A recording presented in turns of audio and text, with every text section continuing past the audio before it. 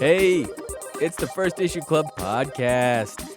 We're here again covering 2 comic books this week. That's the same amount that we cover every week. The first issues this week, though. Oh, they are first issues this week. We got Protector out on Image, and we have Avengers of the Wastelands out on Marvel. Teenage Wasteland. We got a lot of news. We got a lot of people in the club this week. I am Budget King. Those were both false. We have some news and some cast members. You're right. Okay. It's like it's a room full of people ready to jump on a microphone. Yeah, we have almost the amount of club members that we have each week. Me, Budget King. Greg is here. Mike D is here. Hi. Caitlin, sadly, is not with us this week. She will resume next week. If you want to hear from her, her number is beep beep 816 Caitlin. Yeah, just call her and she'll talk comics to you. Mm-hmm. Yep, this is the your favorite comic book podcast where we cover number ones each and every week, and it's a reading club. We like to lead you through reading the Muddy and Mercury Water. I'm hitting all the high points. Yeah, you're just really throwing mud at the wall. Give them the Cliff Notes version. Yeah. You know why you're here. We know why you're here. Fill in the blanks. Let's just do this. Yeah, you've been here enough. And if you haven't been, if this is your first episode, the Lord on high thanks you, and so do we. Thanks for your support. Thanks for your ears. Mm-hmm. We do a couple of things. We have social. We have an avenue for you to rate and review. And we have a Patreon account. You guys just got done doing a Patreon account of a thing that you plugged last week. And boy, did it sound interesting. Yes. We just got done recording a Patreon episode where we talked about the top 300 selling issues of 2019. Yeah. There was a lot of twists and turns. Lots of 300 is a long episode. We didn't go through all of them. Okay. No. We hit the highlights Okay. of publisher market share and some surprises on the top 100. You were giving me some quotes like you guys are just straight up in this economics of it. It's interesting, when It is when really you break it down and interesting. look at it and see where the numbers, fall and who's making what amount of money. It's it really shows you where your dollar's going. When I've been reading comics for so long, I realized that most news, in quotes, is for plebes. And then I like the in-depth, heavier stuff that's all numbers-based. You filthy casual. Casual. I love casual as a diss, That's such oh my God, like a almost perfect diss. especially for the comic book community. Yeah. All right, so there's some news this week, different news. We'll go around the horn and say our news and react accordingly. I want to start with not news, just an update about life. It's the year of the rat. That's it. That's the update about life? You were horny for this yesterday. I was horny for this yesterday. I'm gonna be horny for it every year. Me and every Why day. why are you horny for it? Me and Budget King share a grandma-in-law, Correct. Grandma Tacos, as I call her sometimes. OG Nona. She hosts a lot of taco dinners for all the grandchildren, of which we are married into. Yeah, it's very pleasant. And we got on what Chinese year you were? New What do Year, they call that? Yeah, Chinese New Year. Yeah. Animal, I guess. Mm-hmm. I'm year of the rat, and it is year of the rat. It's all coming up. Budget King. Oh, God. What was I? I was like, You're something cool. I was ox, and before I even got a chance to say what I was, you were like, what year were you? You were a swine. A pig. And I was like, oh, you were so confident. I don't think that's it, though. You just think of me as a pig. The pig is the second best to the rat. That was a compliment. Yeah, pigs have the best orgasms, I Mhm. heard. Jesus Christ. Where'd you read that? They got a corkscrew penis. I can confirm. How? How can you confirm that? Animal science was one of the 2 science classes I took Okay. in college. You know your year, your Chinese New Year? I don't. 'Kay. Tiger, maybe? I was born in 86. Oh, I'm just going to assume I'm a tiger. I'm a dragon, actually. I'm a golden dragon. I'm like a nuclear bomb. I'm like the most powerful animal. I'm Goku. Were you 86? I'm a bear with a gun. Did you say Goku? Yeah. Okay. Now we can get into the real news. Now they're cleared. Oh, that wasn't the real news? People that are into Chinese New Year's are going to be really into that segment right there. Yeah, all 2 of them. We think It just that happened. we're worried we might have the same news hits, and I want you to go first so I don't steal yours. I'm going to be surprised if you have mine. Okay. I'll be surprised if you have mine. Okay. My Chemical Romance is doing a reunion tour. That is your news? Gerard Butler writes comic books. Okay, loose news. Okay, so does that mean he's going to step away from comic books more because he's going to be on tour? Do talk. What do I'm you talking think? now. I'm worried. I'm worried that he will because Young Animal's thriving so well. His own little publisher. What's going to happen when he leaves like his ship? Is it going to be just an udderless vessel? I don't know. He's talented. Maybe his bandmate will take over. Umbrella Academy. Oh, his brother. Mm-hmm. His brother writes terrible comics. One so far, Um, and it's his only one. So you guys, My Chem fans, you gonna buy tickets for this tour? I probably won't buy tickets. No, I think even if you gave me free tickets, I wouldn't go. Oh wow, that's harsh. I don't think I can. I can maybe name one of their songs. Do they do Dance, Dance? No, I'm that's falling apart. Panic at the Disco. Okay, Uh, then I can't name any of No, their that's songs. that's Panic at the Disco. oh, is it Fall Out Boy? That might be Fall Out Boy. Oh yeah, same label. All Yeah. these bands are the same to me. No, they're not. My They- Chemical Romance is different than those Yeah, dudes. they're a little bit more talented. They wear eyeliner and black clothes. The Cool. Black Parade. I don't want to hear this, and that means that no one listening to this podcast does either. Next news hit. So did I- Appreciate your comic book news hit. Did I have your- It's obviously not what I was gonna pick. Okay, I think- I was concerned. If you don't know this news already, you are going to be wildly excited by what I'm about to say. Under development is the screenplay adaptation. Adaptation. You're right. Either one, I think, is. Adaption isn't a word. Adaption is not a word. Of Memetic. Oh, what? Yeah. Yes. Seth Rogen and his company are going to do it. Again? Mm-hmm. Yeah. Whoa. And the screenwriter who's currently working on the Batman movie. Wait, so it's the same people as Fear Agent then? Yes. They're just gonna do 2 awesome things, I guess. That's so 100%. cool. That is so cool. If you don't know, Memetic is a comic book that came out in 2014. It's this was kind of like when people really started knowing what meme was and they weren't pronouncing it meme anymore. Right. Ugh, like your grandmother. The concept was essentially that this meme had a virality to it that once you saw it, it like drove you insane. But you're ultimately finding out that it serves this crazy higher purpose. It's a sloth. Is the picture? Yeah, it's like the happy good time sloth or Yeah. something is what people call it. Oh, I'm so pumped. They all die in And the end. insanity ensues from there. It's a great comic. Everybody's dead in the end. James Tynion famously did like a trilogy of end of the world comics. Yeah. And this was the first of the 3. Oh, it's such a good story. I think this is what he got nominated for a GLAAD award actually Was it? in it. That's awesome. That's so good. And Yeah. is Seth Rogen reading these like niche independent comic books? Because if he is, man, I love that guy. I'm assuming he is. It seems like he's picking good stuff. He's probably aware of it. I mean, I think he has a team now in his production company where, They're pitching him stuff. yeah, like they go out and pull this stuff in. It was probably cheap to Oh yeah. get all this stuff. So, Wow. What do you got, G-Man? I know of that the movie The Crow is back in production. Anybody here And- care about that? You guys have read the Christmas Crow. I still haven't seen the original Crow movies. It's a very niche audience. Yeah, so I know there's a lot of rain. Mm-hmm. It's always raining, like Gotham. So, that's about it. That's all I got. Loose comic news. I caught up on Sabrina. How is it? I've heard mixed New reviews. series came out. I mean, I love that it's like teenagers and complete devil shit. Like they go so hard into the devil shit. Yeah. And this one, a lot of it takes place in hell, which I thought was really cool. So I just am always surprised by how much I enjoy that show. Cool. So it doesn't jump the shark. No. I mean, every little portion of season, it gets wilder and wilder.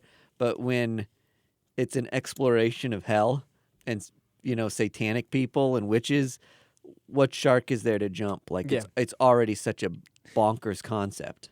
My one critique about that show is like they finish their arcs within the show. Uh-huh. So like this entire season doesn't have one continuous arc. So like it'll be like they kind of complete an arc and then they come like they're Yeah, it's kind of like a comic book. introducing some other things. That's becoming more and more common. That there's like mini arcs within arcs. Seasons, yeah. Mhm. It's a different pacing for me, especially when I'm used to like binging things. Yep. It kind of feels like you take a breather. Yep. And I'm like, I normally just start another show Mhm. once I finish the arc. The Punisher season of Daredevil was like that, where it hit like the 5th episode, and I was like, oh, this is ending already. And then there was a whole second story arc that took place after that. I mean, that's all the news I got. I mean, really, it's kind of a slow January towards the end. Crow was good. Mimetic was good. This is good news week. One more Netflix thing while I'm at it. October Faction Yeah. just released, Mm-hmm. which was an IDW comic. I'm pretty sure it was IDW. Yes. Or Dark that Horse? Sounds right. It's One not. of- It's not Image. Yeah, which I actually have the first issue of that, As do I. but I've got the subscription cover, which nobody wants. This keeps happening to me where I'm getting B covers of books that turn into TV shows or movies, and then not that I'd sell them, but You- they you- just don't spec for anything. Do you have the sketch variant? No, I've got one where the dude is like working on a chalkboard. But It looks good. We're getting to a point now too where shows aren't affecting the value of comics anymore, which I think is an interesting thing just because it's so common now. It is weird. That is weird to And think about. October Faction certainly isn't a thing that I think of like, oh, that had a huge comic book fandom. Like we were talking about today, that once you hit the bottom of the top 100 comics of 2019, then you're starting to sell less than 80,000 issues of those comics. And there's obviously only so much room for independent publishers within that top 100. I want to say Boom had one of the top 300 comics of 2019, yeah. which is crazy, right? Just one. They're the Once fourth. in future. They're right now. I think they're the fourth highest selling publisher, but only had one book in the top 300. So these small publishing houses. Wait, Boom is higher than Dark Horse and IDW? Should we tell them the thing I told you about IDW? Oh yeah, you should. IDW just reported that they are Bankrupt. at a loss of $26 million for 2019. Isn't that a fucking crazy number? Turns out just rehashing bullshit doesn't. That's what we Yeah. that's what we brought up. We That's talked what about. we brought up. Yeah, we won't get into it too much because we talked about it on the Patreon a Yeah. bit more, but completely absurd. All right. Well, let's get this podcast started. There you go. You did it.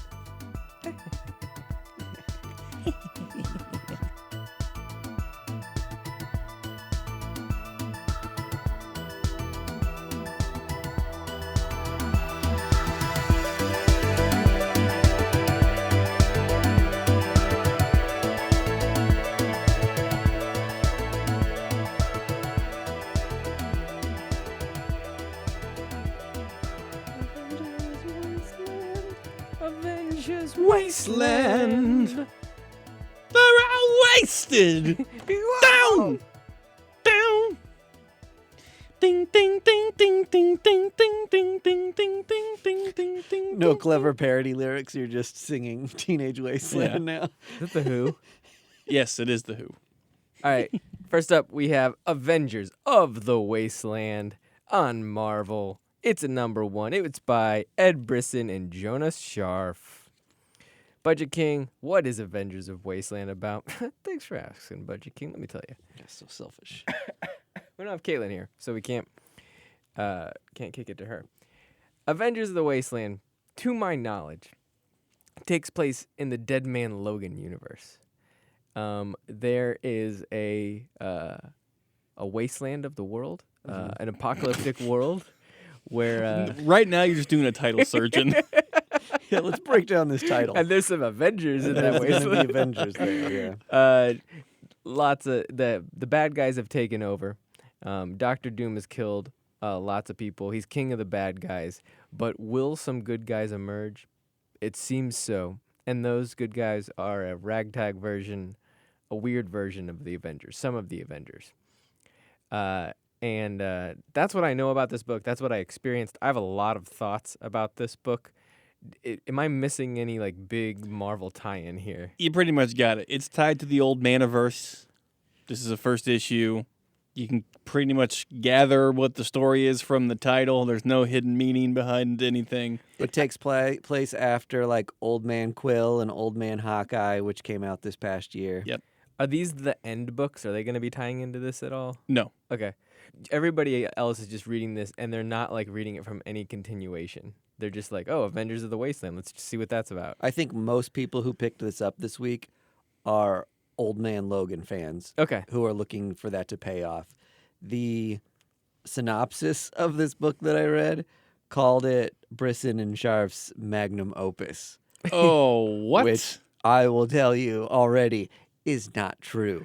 I've experienced their work on other things, and this is not going to be their magnum opus. Okay. I don't care how it ends. The one thing I do love about this book is it reminds me why we do this podcast, because it's like I want a podcast where I can listen to where it's like, yeah, what is that weird ass book that I kind of like picked up that kind of like follows the line of something I might be interested into? Tell me about it, because I think a lot of people are gonna pass this book up or are kind of like, what is that even?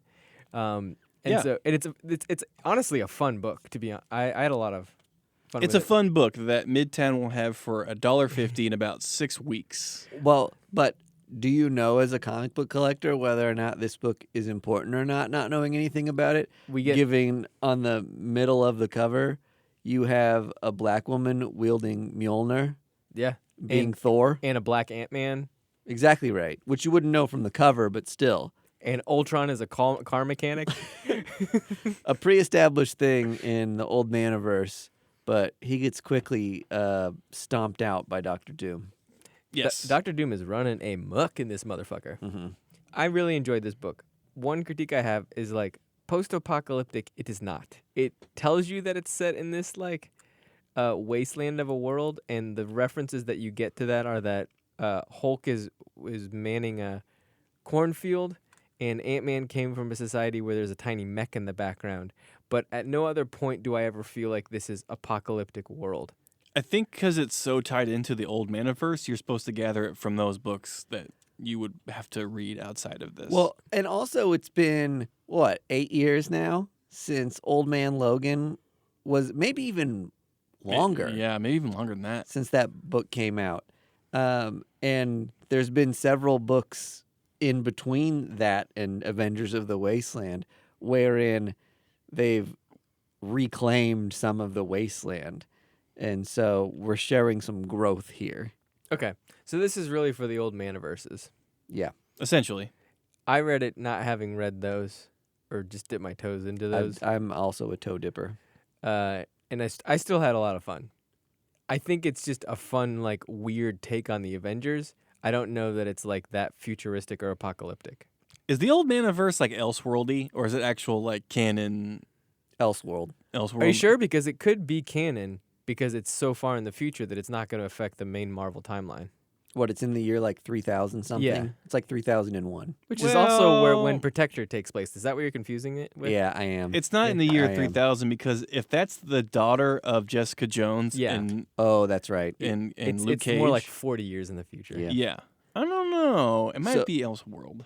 It's good. Yeah. I always took Old Man Logan as Elseworld. It's cool that it has ties to Luke Cage and Jessica Jones. Like Yes. it's their daughter, and she was worthy enough to pick up Mjolnir, which is They did a good job of giving us a smattering of backstory to just like make sense of why she's Thor, but also didn't get into the tedium of explaining her existence. And my assumption is that she showed up in some of these older old man books. I feel so Old man stupid books. saying old man books, but that's what they are. Old Maniverse. Yeah, I didn't see this get mentioned as like first appearances. So Yeah, I don't think so. I don't think it is. I think the storyline in it is just like Avengers are kind of assembling and they're going to fight Doom, and Doom is like pretty powerful. But there's some like interesting tweaks that happen here and there. It's not a bad. I had fun reading it. One thing that's always interesting to me is looking back on an era of superheroes, which is something that like Legion of Superheroes is doing right now with DC, that they're propelling like Superboy into the future, and everybody's geeking out over their concept of, you know, the 20th century superheroes because they're all larger than life now. And you're kind of seeing these people who are so far separated and maybe have like grown up in a desolate landscape. What do they imagine of the superheroes of old? Like the fact that this guy found Ant-Man's costume is like crazy to him, and will I ever live up to that expectation of what the Avengers once were, and they're so ragtag. Like there's something really fun about that. What was really fun about that too is he was like, I wanted to be like the guy that invented this. Mm-hmm. And it's funny because Ant-Man didn't invent his suit. So he's like, he doesn't even understand the complete lore of Ant-Man. Right. Which is interesting, I guess. Mhm.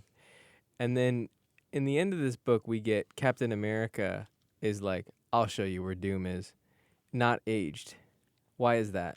I'm guessing super soldier serum is still keeping him fresh as ever. He doesn't age ever? Well, I mean, just like Superman, he just ages at a decreased rate than the rest of us. Okay. And we don't know for certain that that's Steve Rogers. Rogers. Okay. Yeah, you're right. We don't. Could have been Bucky. And I also don't know. Well, no, it could be anyone. It could be anyone. Yeah, and I also don't know if this is the reveal of Captain America in the Old Maniverse, which, if you've been reading this entire series and this is the first time he shows up that's or a you big know payoff. of him, Yeah. that's an awesome payoff. And there's also going to be conversations as to where the fuck have you been as well, like while we've been fighting Doom for the past 5 years. One of the coolest things about this is the preview for book 2, where they're In that Cadillac in or the whatever. Cadillac, cruising through the desert with Captain America. Yeah, that is a pretty cool cover. I think this is like what we've been talking about. It's just a fun book that if you've been reading the Old Maniverse, this is like just a cool other tie-in. You wouldn't call it a magnum opus? I wouldn't even call it an opus. I think it's just another fun installment to this series.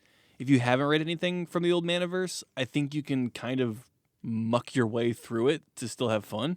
But would you say skip if you're not that involved in it? I think I would. Yeah. Even though I had fun with it, if I could have my $4 back and spend it on another comic book now that I have read it, I would take the refund. That's such a hard diss on a comic. No, I mean, I it was get what you're good saying, and it but, was like, fine, and I love Ed Brisson. I You would love You would him. go to the store, you would say, "Oh, you are offering refunds for." No, You guys doing trade-ins? No. That's not what I'm saying.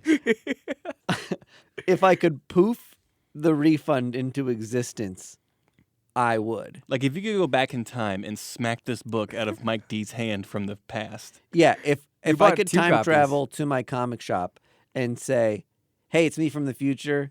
You not reading this, it's going to erase it from my future memory. Yeah. But don't worry about it. It doesn't matter." Yeah. But I again- would be like, "Got it.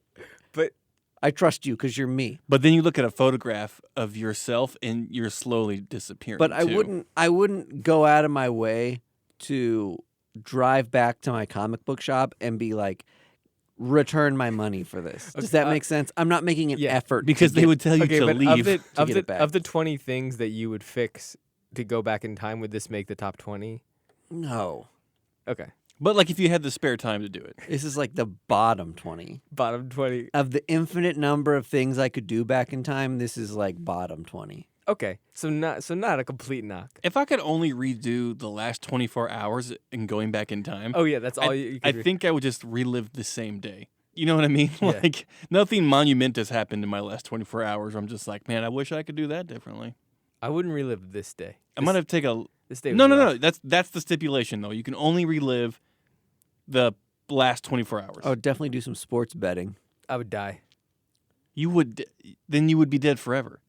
I'd rather be dead forever than live this day for over and over again. No, Jesus just one. You're Christ. doing it one time. Yeah, I don't want to be. I've seen Groundhog Day. No. That's it. You get one poof back to. Oh, you just get one poof. Yeah. Oh, I'm all over it. Like let's say you go to bed tonight, you wake up, it's yesterday again. You guys don't go to your job, right? I fucking wouldn't go to You my job. have to because You're going No. to lose your job if you yeah, the last 24 hours has No, been erased. Colin's sick. Oh, I'm sick. You could call in sick. That's true. That's very true. Would you do over the My Chemical Romance news hit? No, that was fire. You wouldn't change your mind about that? That was hot ass fire. You wouldn't steal my mimetic news? No, Knowing I didn't even. that it's way better news? Okay, anybody listening to this episode, they way more enjoyed my Chem news than your Moonmatic news. Are you being ironic? And that's a real I honestly can't tell. Do you think My Chemical Romance is cool? Yeah. No, you don't. That pause said 1,000 words. That's the more you've ever said to me in your real life, making eye contact. It wasn't You the pause said that sold you out. by It was the pausing. words you didn't say. I don't. Yeah. Okay, I don't find myself listening to my Chem ever. God, I hate that you call them My Chem. Ugh. But the idea that they're coming back and I have a little bit of nostalgia for them in some ways. And Hey, guess what? Sometimes the Eagles go on tour too. I and, hate the Eagles. And they've been a band for way longer, and they've been away from the But spotlight for way longer. I have no attachment to the Eagles. So you're gonna go see My Chemical Romance? No, This is I'm just not. the start. Are they coming out with new music? Yes. If you wouldn't bother seeing them, why does anyone else care? Why would you think anyone else cares? I think the vast majority of the world cares. No. This is the start of bands that we grew up with starting to do reunion tours. Yeah, it's already been going on. But We're old. Thursday did it. Saves the Day's doing it right now. Third Eye Blind's on tour right now. But here's the thing: in the '70s, there were like 5 bands. Yeah, exactly. That's true. That's a good point. When we grew up, there were like 80 million bands. There was only 5 bands in they the 70s. can't all do reunion tours. The Eagles, Aerosmith, Yeah. John No, there's- McCarthy. No. I'm about to drop something on you guys. You can have your mind blown. I believe You doubt it. if there's no My Chemical Romance, there's probably no Hot Topic. That is the worst take I've ever heard. Do you think it's a worse take because it's just like freezing cold? there are Like it's not a hot take at all? Yeah, Like yeah. that's just like, yeah, that makes sense. It's true. Nobody My said Chemical it. Romance was that style. They were the impetus of mallcore. Yeah. Yeah. No. And the style. No. Yes, they were. Name a band that's more mallcore than My Chem. You can't. I can't. Fallout Boy. More than My Chemical Romance? Panic at the Disco. No. No, I would. No. I would have accepted Taking Back Sunday. AFI. No, those are close. Those all helped. My Chemical Romance is the top of the pyramid. I think Also, so. mall culture existed before My Chemical Romance. No, but not mallcore. Mallcore, like that's what I'm saying. Hot Topic. Yes, malls Mallcore is the existed. style. Yeah, Oh, dear God. Please tell me what that is. What is mallcore? it's all those Mallcore. bands we just named. Yeah, it's kids with like fucking frizzed out. Coheed and Cambria. Yeah, Coheed and Cambria, perfect. Jeans with straps and zippers and If you could buy the fashion at a mall, it was mallcore. stripes for some reason. Like you look like a 1920 jailed Um, prisoner. What's the Nightmare Before Christmas was real Okay. mallcore. I'm hearing you. But isn't just Hot Topic an evolution of Gadzooks? I Or- don't. It's a here's- it's a different. I think thing. it's a. I know what you're saying. I think it's different because Hot Topic, I think, made a splash in that like they were actually moving units, like selling music and stuff, and like it was based on like a culture. Whereas Gadzooks was kind of like, oh, it's like a picture of your mom jacking off on a shirt. Yeah. It's like Okay, so maybe that's Spencer's and Gadzooks. Yeah, maybe that's a better yeah, correlation. yeah. Hot Topic had a real identity that went with it, Mhm. and Gadzooks did not, in my opinion. Gadzooks, anyone could walk in and be like, hey, like. Yeah, I'll there's take a- this Zippo with an 8-ball I on think it. Yeah. I think Hot Topic was like saving malls left and right. Like they were like selling like units. I almost think Abercrombie and Fitch saved the malls. Yeah. I don't know. Maybe we're just on warring factions of what a mall is. I'm more Tiffany, and you're my Kim. Yeah. I'm nostalgia for that era. That era interests me. Yeah. Well, we were young. Mm-hmm. We were young, dumb, and full of cum, and we were just ready to party. Yeah, I'm dumb and full of cum. That's Avengers of Wasteland. Avengers of Wasteland.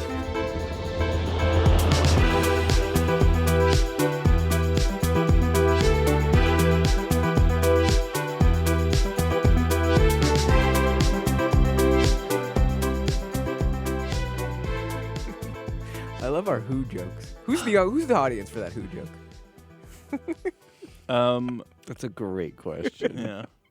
It's such a narrow Are audience. more people gonna get a kick out of the Who joke or the fact that we talked about My Chemical Romance for 15 minutes already?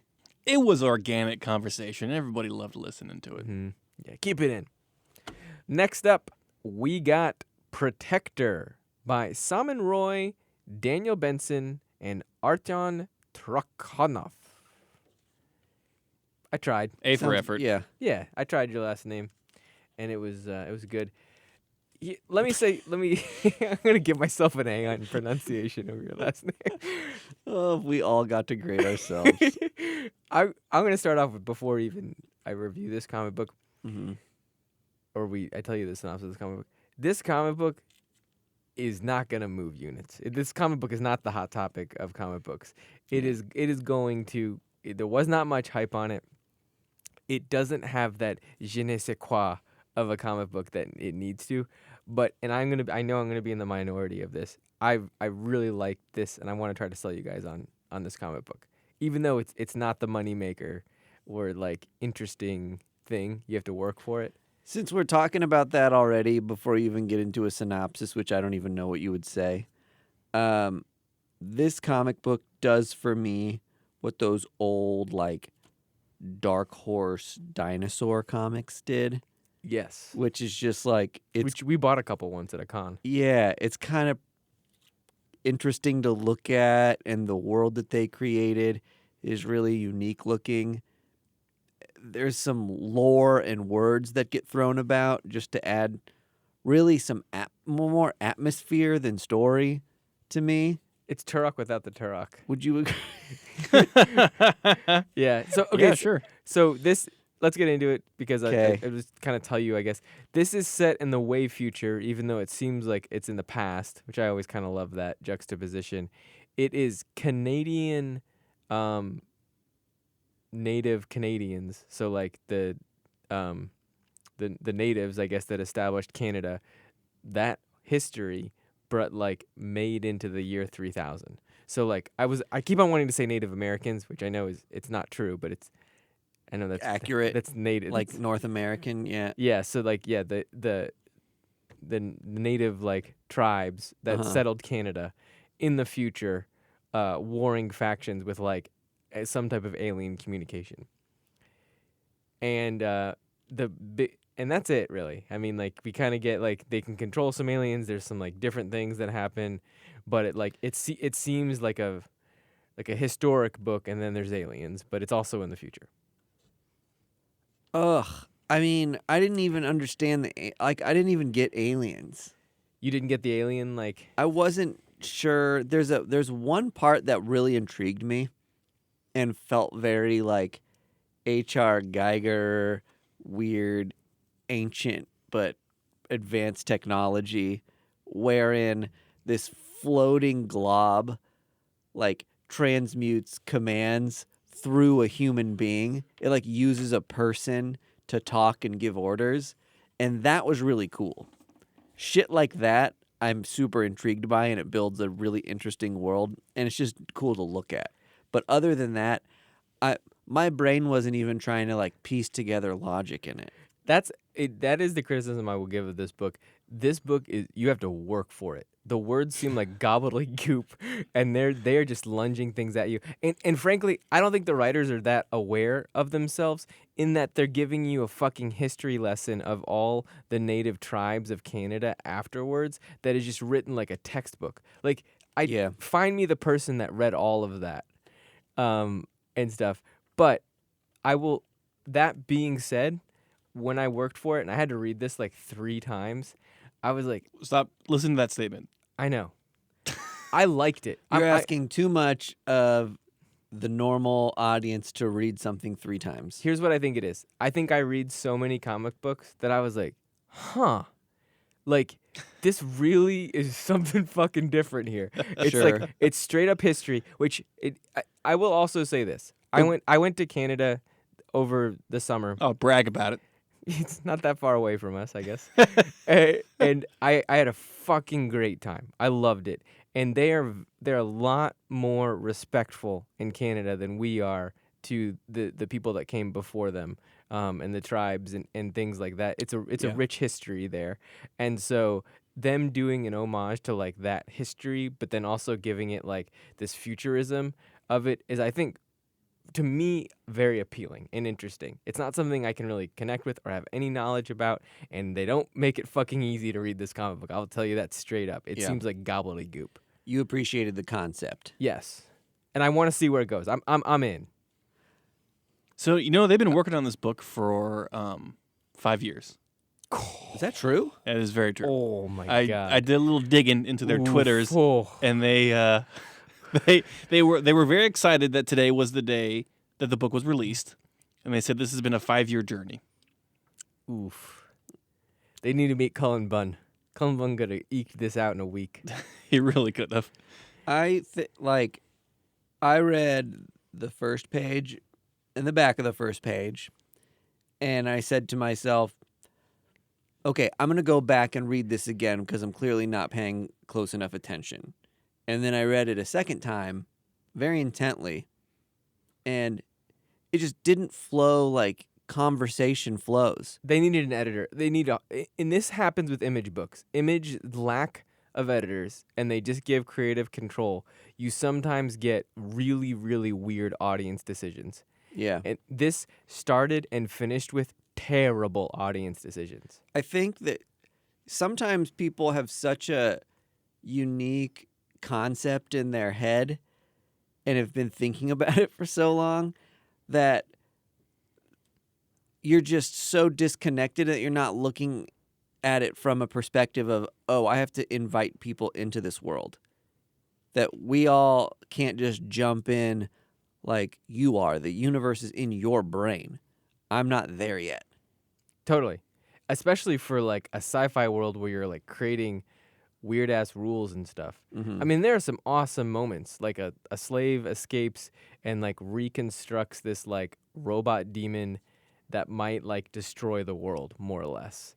Like there's some really cool things that happen Mhm. here, but God, do you have to like read it over and over again and figure out like, then it just switches tribes. Like you wouldn't even, I don't know if you guys realized that it switched tribes and that they were different, supposed to be representation of different tribes until you like connected that to the history lesson in the back. This is my common criticism of a loose, very artistic art style is that it can be difficult to differentiate characters, especially when you don't have a long-standing familiarity with what makes different characters unique. So when two people are talking on the first page and then they've reappeared again 4 pages later, and I need to know that to follow the conversation, I can't do it in a book like this because every character looks like gobbledygook to me. Totally. And they needed some like, this is just comic book 101, but they needed some like defining characteristics, like this guy's got a hat. Like Yeah. Remember a cool scarf guy? Here he is. This guy's got a sword. And like they kind of did that sometimes and then they didn't. This was just all over the place. Yeah. It- The best compliment, well, some compliments I can pay it are that the composition of the pages, like the makeup of all the paneling, is very pretty. A lot of the coloring decisions I love a lot. Their use of black in the illustrations. I really like how heavy they went with some of that stuff. very chalky outline lines. Yeah, and then it gets to the point where it's like sketchy liney, but also these like really heavy blacks, which is a nice juxtaposition between those two things and kind of startles you in certain panels when you get that different style. So there's a lot of things going on here that made it worth my while as just something pretty to flip through and a fucking excellent cover to have in my collection. If I'm a native Canadian and I'm at all interested in Canadian history, I'm fucking pumped about this book, I think. And Just like, because it's a fantasy take on something that's like never gotten a fantasy take before. yeah, and they like when you futurize something, like I think it takes a lot of hard work to do it. Uh-huh. Well, yeah, it took him 5 years. This book didn't crash and burn for me, but I completely expect most people to not enjoy this book and to skip over it. And I'm sorry, creative team, and your 5 years of work. I liked it. I'm actually going to keep up on it. If you want to work hard, do it. But boy, this is a tough one. I agree with your sentiment, and I think that's a great take on this book. Even still, just to offer another take, I don't think I'm going to keep buying this. I don't think there was enough there for me to explore this world. I started reading the descriptions of the different tribes in the back, and it just wasn't for me. After reading what I read and experiencing it how I experienced it, I just wasn't in the mind state to care about this stuff. It seemed like a history lesson when I started into it, and then I realized it was a fictional history lesson a couple paragraphs in, when they say it's in the year 3000 or something. So even the fun thing in the back to help you get your bearing wasn't clear to me. No. And they just dip into it by giving you a map of North America that just looks like North America, and it has no interest, no connection to it, and they just start listing literally just descriptions that you would read in a high school history book.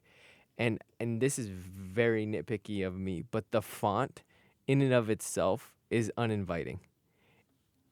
It is It's very drastic, it's too spaced out, and it doesn't look stylized at all. It just looks like, oh yeah, we have this, let's jam it in a book. Yeah.